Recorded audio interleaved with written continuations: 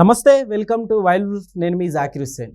BRS నేత కవిత గారు సపరేట్గా పార్టీ పెట్టబోతున్నట్టు వార్తలు అయితే వస్తున్నాయి. అంతేకాదు హరీష్ రావు గారు కూడా బీజేపీలోకి వెళ్ళబోతున్నారు అన్నట్టు వార్తలు వస్తున్నాయి. ఇందులో ఎంతవరకు నిజం ఉంది తెలుసుకుందాం. ప్రస్తుతం మనతోటి సీనియర్ జర్నలిస్ట్ సిఎస్ రావు గారు ఉన్నారు. వెల్కమ్ చెప్పేద్దాం. Hi sir. హలో.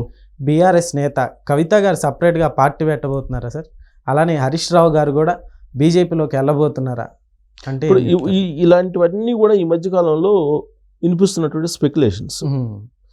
వీటికి ఆధారం ఉందా అని అంటే రేవంత్ రెడ్డి గారు ఆయన ఏదో చెప్పారు, ఏది బీజేపీలో విలీనం అవుతుంది బీఆర్ఎస్ పార్టీ, రాబోయే రోజుల్లో గవర్నర్గా కేసీఆర్ వెళ్ళిపోతాడు, రాజ్యసభ సభ్యుడిగా కవిత సభ్యురాలు వెళ్ళిపోద్ది, కేంద్ర మంత్రిగా కేటీఆర్ వెళ్ళిపోతారు, కాబట్టి బీఆర్ఎస్ దుకాణం బంద్ అని చెప్పి ఆయన ఏదో కామెంట్ చేశారు. ఆ తర్వాత ఇది రాజకీయపరమైనటువంటి కామెంట్ అని చెప్పి తీసుకునే వాళ్ళు కూడా తీసుకున్నారు. జనరల్గా రాజకీయంగా రకరకాల మాట్లాడుతుంటారు కదా. ఇప్పుడు బీఆర్ఎస్ పార్టీ వాళ్ళు ఏమంటారు, బీజేపీ కాంగ్రెస్ ఒకటేనా అంటారు. బీజేపీ వాళ్ళు ఏమంటారు, కాంగ్రెస్ బీఆర్ఎస్ పార్టీ ఒకటేనా అంటారు. కాంగ్రెస్ వాళ్ళు ఏమంటారు, బీజేపీ బీఆర్ఎస్ పార్టీ ఒకటేనా అంటారు. అది పొలిటికల్గా వేసేటువంటి ఎత్తుగడలో భాగంగా చేస్తూ ఉంటారు. అయితే వాళ్ళు చేసినటువంటి కామెంట్స్కి బలం చేకూరేలాగా కొన్ని అంశాలు కనిపించినప్పుడు నిజమేనేమో అనిపిస్తుంది. ఇప్పుడేంటి తాజాగా జరిగిన డెవలప్మెంట్ ఏంటి, కేటీఆర్ గారు హరీష్ రావు గారి ఇన్స్టా నుంచి బయటకు వచ్చేసారు, అన్ఫాలో చేశారు. ఓకే, ఇన్స్టాని అన్ఫాలో చేసేంత పరిస్థితికి వచ్చిందంటే వాళ్ళిద్దరి మధ్య గ్యాప్ ఉన్నట్టే కదా. పైగా ఈ రజతోత్సవం జరిగింది, రజతోత్సవం జరిగినప్పుడు హరీష్ రావు గారికి అవమానం జరిగింది అని ఆయన అభిమానులు విశ్వసిస్తున్నారు, భావిస్తున్నారు కూడా. ఆ రోజు నుంచి కూడా హరీష్ రావు గారు బీజేపీలోకి వెళ్ళటానికి సిద్ధమయ్యారనేది బలంగా వినిపిస్తుంది. అంతకుముందు కూడా హరీష్ రావు గారి మీద బీజేపీలోకి వెళ్ళిపోతాడు, బీఆర్ఎస్ పార్టీలో ఉండరు అనేది చాలా కాలం నుంచి వినిపిస్తుంది. కాబట్టి ఇప్పుడు జరిగినటువంటి పరిణామాలను చూస్తే కనుక అది నిజమేమో అనిపిస్తుంది. రాబోయే రోజుల్లో ఈయన వెళ్ళిపోతున్నాడేమో అనిపిస్తుంది.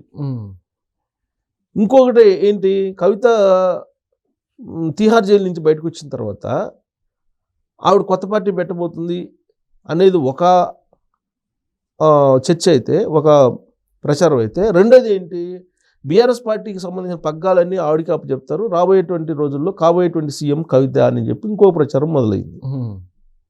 కారణం ఏంటి, జైలుకి వెళ్ళి వచ్చినటువంటి వాళ్ళు ముఖ్యమంత్రులు అవుతున్నారు, కాబట్టి కవిత తిహార్ జైలుకి వెళ్ళి వచ్చింది కాబట్టి ఆవిడే తెలంగాణ ముఖ్యమంత్రి కాబోయే రోజుల్లో అని చెప్పి అదొక ప్రచారం వచ్చింది. ఓకే, సో కాబట్టి ఈ ప్రచారం ఎంత దాకా వెళ్ళిందంటే ఒకవేళ బీఆర్ఎస్ పార్టీలో కేటీఆర్ని కాదని కవితకి కనుక పగ్గాలు అప్పచెప్పి ఆవిడని కనుక కాబోయే ముఖ్యమంత్రి అని చెప్పి ఫోకస్ చేస్తూ కేసీఆర్ గారు కనుక ఒకసారి నిర్ణయం తీసుకుంటే కేటీఆర్ గారు ఏమైనా బయటకు వస్తారంట. కేటీఆర్ గారు బయటికి కాదు, కవిత కొత్త పార్టీ పెట్టే అవకాశం ఉంది ఒకవేళ కేటీఆర్ గారు విభేదిస్తే అనేటువంటి యాంగిల్లో ఇంకో ప్రచారం జరిగింది. ఇంకోటి ఏంటంటే దానికి కారణం ఏంటంటే బీఆర్ఎస్ పార్టీ భారత రాష్ట్ర సమితి, దీంట్లో తెలంగాణ అనే పదం లేదు. కాబట్టి తెలంగాణ అనేటువంటి పదం ఉంటేనే ఈ కల్లగొండ ఫ్యామిలీకి సంబంధించిన ఉనికి ఉంటుంది అనేటువంటి అభిప్రాయం చాలా మందిలో బీఆర్ఎస్ పార్టీలో ఉంది. అందుకే రజతోత్సవ సన్నాహ సభల్లో కూడా బీఆర్ఎస్ పార్టీని తీసేసి మళ్ళీ టీఆర్ఎస్ పార్టీని తీసుకుందాము, మళ్ళీ టీఆర్ఎస్ పార్టీని తీసుకోవడానికి బీఆర్ఎస్ పార్టీని దాంట్లో విలీనం చేసి మళ్ళీ తీసుకుందాం అని చెప్పి చాలామంది అభిప్రాయం వ్యక్తం చేసి డిమాండ్ చేశారు. కానీ ఇప్పుడున్నటువంటి పరిస్థితుల్లో మళ్ళీ టీఆర్ఎస్ పార్టీ వచ్చే అవకాశమే లేదు, అయిపోయింది, ఆ కథ అయిపోయింది. ఎందుకంటే కేంద్రంలో ఉన్నటువంటి బీజేపీ దానికి సహకరించదు, ఎలక్షన్ కమిషన్కి సంబంధించిన ప్రాసెస్ అయినప్పటికీ కూడా. ఎందుకంటే టీఆర్ఎస్ పార్టీని వైండప్ చేసేసి బీఆర్ఎస్ పార్టీని తీసుకురావడానికి కోఆపరేట్ చేశారు అప్పుడు.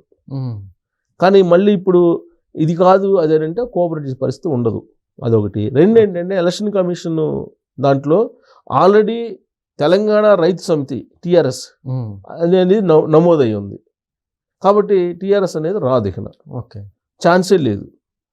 సో కాబట్టి ఇప్పుడు బీఆర్ఎస్ పార్టీతో కంటిన్యూ కావాలి. బీఆర్ఎస్ పార్టీ ఉంటేనేమో ప్రజలకి అది వెళ్ళటం లేదు, ప్రజల్లోకి తెలంగాణ అనే పదాన్ని తొలగించేశారు కదా, తెలంగాణతో మాకు సంబంధం లేదు, మేము భారత రాష్ట్ర సమితి దేశ్కి నేత అని చెప్పి అనుకున్నారు కదా, ప్రచారం చేశారు కదా 2023 అసెంబ్లీ ఎన్నికల ముందు దేశ్కి నేత బీఆర్ఎస్ పార్టీ అని చెప్పి చేసుకున్నారు కదా.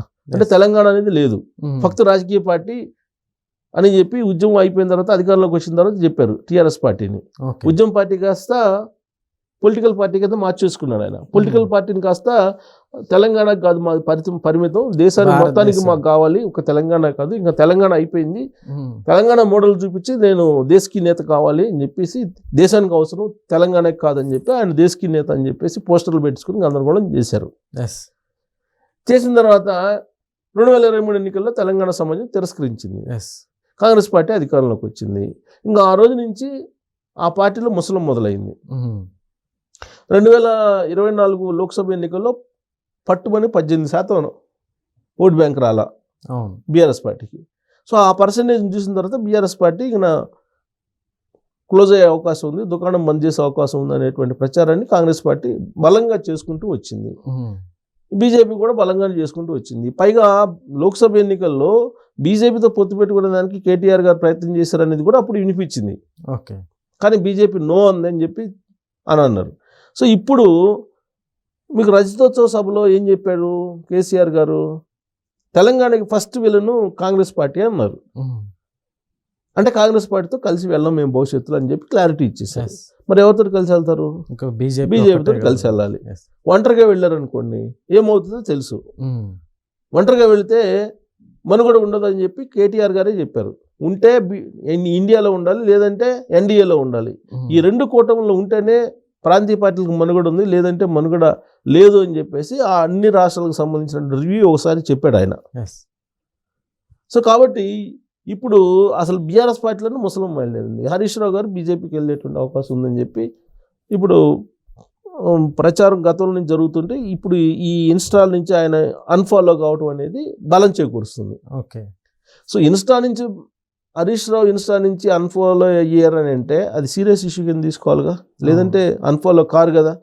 అంటే వాళ్ళిద్దరి మధ్య బాగా గ్యాప్ పెరిగింది. ఎందుకు పెరిగింది? హరీష్ రావు గారు బీఆర్ఎస్ పార్టీలో కొనసాగే అవకాశం లేదు కాబట్టి ఆయన అన్ఫాలో అయ్యారని చెప్పి రాజకీయ వర్గాల్లో బలంగా వినిపిస్తుంది. సో బీజేపీలోకి హరీష్ రావు గారు వెళ్ళిపోతే బీఆర్ఎస్ పార్టీలో ఎవరెవరు ఉంటారు? కేటీఆర్ గారు, కవిత గారు ఉంటారు. మరి కేటీఆర్ గారు, కవిత గారు వీళ్ళిద్దరిలో ఎవరు కాబోయే సీఎం? హరీష్ రావు ఇప్పుడు కేసీఆర్ గారేమో ఆయన వయసు మీద పడింది, నిన్న రజతోత్సవ సభలో హెలికాప్టర్ ఎక్కడానికి కూడా ఆయన పట్టుకొని ఎక్కిస్తున్నారు. అలాంటి పరిస్థితుల్లో ఆయన నెక్స్ట్ ఎలక్షన్ నాటికి ఆయన ఆరోగ్యం ఎలా ఉంటుందో, ఆయన తిరగలదో లేదో అనేది కూడా డౌట్స్ ఉన్నాయి. కాబట్టి కేటీఆర్ గారా కవిత అన్నప్పుడు వాళ్ళిద్దరు నేనంటే నేను అనుకుంటారు కదా. అందుకే కవిత గారు ఏంటి సామాజిక తెలంగాణ పార్టీ అనేదాన్ని ఒకదాన్ని ఏదో రిజిస్టర్ చేశారని చెప్పి ఒక ప్రచారం జరుగుతుంది. ఇది చాలా కాలం జరుగుతుంది, సామాజిక తెలంగాణ పార్టీ అని. అంతకుముందు ఏమన్నారు, ఆవిడ ఆల్రెడీ రన్ చేస్తున్నారు, ఇది తెలంగాణ జాగృతి అని ఒక ఆర్గనైజేషన్ రన్ చేస్తున్నారు, బతుకమ్మ కార్యక్రమాలు చేస్తుంటారు. ఆ తెలంగాణ జాగృతి పేరుతోటే పార్టీని రిజిస్ట్రేషన్ చేస్తారు.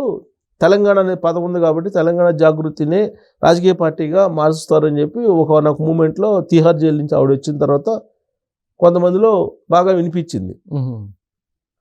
ఇప్పుడేంటి, సామాజిక తెలంగాణ పార్టీ రిజిస్టర్ అయి ఉంది, అది ఆవిడే చేశారు అనేది ఇంకోటి వర్షన్ బయటకు వస్తుంది. ఓకే. సో ఇలాంటి పరిస్థితుల్లో బీఆర్ఎస్ పార్టీ దాదాపుగా రాబోయే రోజుల్లో దుకాణం సర్దుకుంటుంది అనే యాంగిల్లో ఇప్పుడు చర్చ నడుస్తుంది. బీజేపీ తోటి కలిసి ప్రయాణం చేయబోతుంది అనేది ఒకటి వినిపిస్తుంది. మరి కవిత గారు కొత్త పార్టీ పెడితే కనుక పెడతారని అంటున్నారు చాలా మంది. పెడితే కనుక ఎలా ఉంటుంది? అట్లానే ఇప్పుడు ఏపీలో జగన్మోహన్ రెడ్డి గారు షర్మిలా గారిది ఎట్లయితే అయిందో నెక్స్ట్ ఇక్కడ కూడా వాళ్ళిద్దరికి అక్కడ ఎట్లా అయింది, ఇక్కడ వీళ్ళిద్దరికి కూడా సేమ్ అట్లా కాబోతుంది అన్నట్లు కూడా కొన్ని వార్తలు. రాజకీయాల్లో ఏదైనా జరగచ్చు. రాజకీయాల్లో ఇదిగో ఇది జరగదు, వీళ్ళ అన్నా చెల్లెలు కాబట్టి ఇది జరగదు, అక్క తమ్ముళ్ళు కాబట్టి ఇది జరగదు, లేదా తండ్రి కొడుకులు కాబట్టి ఇది జరగదు అంటానికి లేదు. అనేక ఉదాహరణలు ఉన్నాయి. తండ్రి కొడుకులు పోట్లాడుకున్నటువంటి సంఘటనలు ఉన్నాయి, అన్నా చెల్లెలు పోట్లాడుకున్న సంఘటనలు మనం చూస్తున్నాం ఇప్పుడు డైరెక్ట్గా ఆంధ్రప్రదేశ్లో. సో కాబట్టి రాజకీయాలకి ఏది అతీతం కాదు. అందుకే సినిమా రచయిత ఒక అతను ఒక సినిమాలో రాశాడు, రాజకీయాలకి సబ్బు బిళ్ళ కుక్క పిల్ల ఏది అతీతం కాదనే యాంగిల్లో రాశారు. సో కాబట్టి రాజకీయాల్లో ఎప్పుడు ఏదైనా జరగచ్చు, జరిగే అవకాశం ఉంది. కాబట్టి అనూహ్యమైన మార్పులు తెలంగాణలో మనం చూడొచ్చు అనే దానికి ఇప్పుడు జరిగినటువంటి ఈ సంఘటనని మనం ఉటంకించుకోవచ్చు. Okay sir, thank you.